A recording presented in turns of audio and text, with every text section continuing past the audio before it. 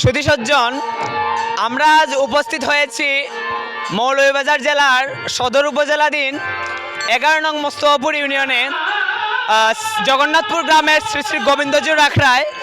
আমরা আয়োজন কমিটির পক্ষ থেকে এবং কার্যকরী কমিটির পক্ষ থেকে জেনেছি যে মৌলভীবাজার জেলার মধ্যে সবচেয়ে সুপ্রাচীনতম একটি মন্দির এইটি, যে দেখতে পাচ্ছেন শ্রী শ্রী গোবিন্দজিউর আখড়া মৌলভীবাজার জেলা তথা সিলেট বিভাগের মধ্যে সবচেয়ে বড় এবং সুপ্রাচীনতম একটি মন্দির, যেখানে প্রতি বৎসরের মাঘ মাসের 9, 10 এবং 11 তারিখ অষ্টপ্রহরব্যাপী হরিনামযজ্ঞ অনুষ্ঠান অনুষ্ঠিত হয়।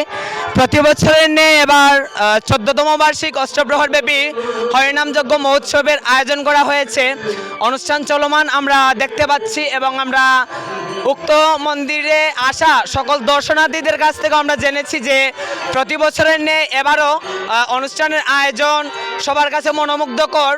তারা আয়োজন কমিটির কাছে জানিয়েছেন যে প্রতি বছরই যাবে এইভাবে বৃহৎ পরিসরে অনুষ্ঠান অনুষ্ঠিত হয়, সেটাই ব্যক্ত রেখেছেন। আমি শীতেশ দে, 11 নম্বর মোস্তফাপুর ইউনিয়নের আমাদের শ্রী শ্রী গোবিন্দজি আখড়ার কোষাধ্যক্ষ। আমাদের এখানে চলমান প্রতি বৎসরের ন্যায় শ্রী শ্রী জগন্নাথ মন্দিরের বাৎসরিক কীর্তন চলছে। গৌর ভক্তবৃন্দ সবাইকে আমরা আমাদের কমিটির পক্ষ থেকে সবাইকে আন্তরিক শুভেচ্ছা এবং সবে যেন আমাদের এই মন্দিরে একটু দর্শন করেন, সবার নিমন্ত্রণ রইল। প্রতি বৎসরের ন্যায় আমাদের এখানে কীর্তন হয়। এই মন্দিরটা দর্শন করার জন্য সবাই হিন্দু প্রাণ জনসাধারণকে আমরা আহ্বান জানাচ্ছি, সারা দেশের জনসাধারণকে। উক্ত অনুষ্ঠানে সমগ্র মৌলভীবাজার জেলার সকল সর্বস্তরের সনাতনী বিভিন্ন সনাতনী সংগঠনের নেতৃবৃন্দরা স্বতঃস্ফূর্তভাবে অংশগ্রহণ করতেছেন এবং প্রতিদিনই এখানে মহাপ্রসাদ বিতরণ হয়ে থাকে। সকাল থেকে শুরু হয়ে রাত্র পর্যন্ত মহাপ্রসাদ বিতরণ হয় এবং অনুষ্ঠান শুভলগ্নে গীতা পারায়ণ থেকে শুরু করে গীতা পাঠ এবং অধিবাসের মধ্য দিয়ে অনুষ্ঠিত হয়।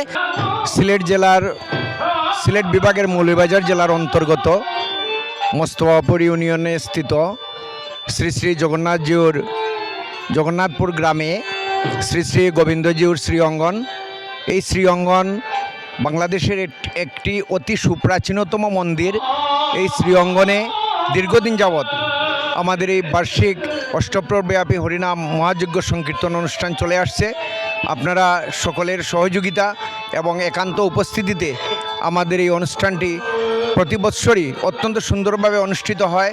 আমরা বাংলাদেশের সকল সনাতনী ধর্মপ্রেমী অনুরাগী কৃষ্ণ অনুরাগী গৌরভক্তবৃন্দদেরকে আমরা আমন্ত্রণ জানাই, আপনারা আমাদের এই সুপ্রাচীনতম মন্দিরটি একবার পরিভ্রমণ করে যাবেন।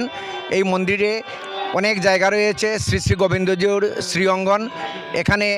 এইখানে যারা অবস্থান করেন, আমার সঙ্গে রয়েছেন আমাদের সাংগঠনিক সম্পাদক বৈদিক বিদ্যালয় মৌলভীবাজার এবং হিন্দু মহাসংঘ। আমার সঙ্গে রয়েছেন আমাদের শ্রীপদ দেব, আমাদের কার্যকরী নির্বাহী কমিটির সাংগঠনিক সম্পাদক।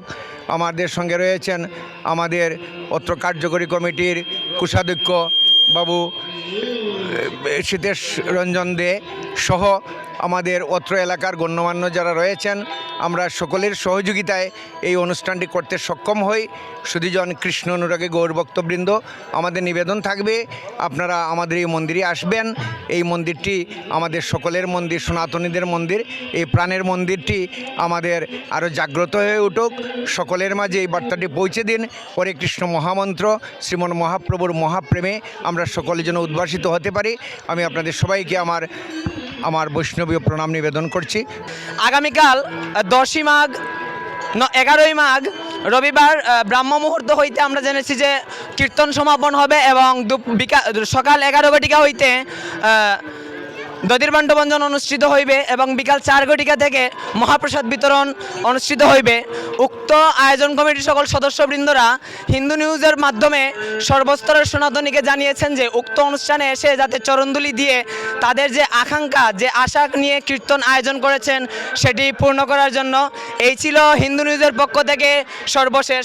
শান্তপাল, হিন্দু নিউজ, মৌলভীবাজার জেলা প্রতিনিধি।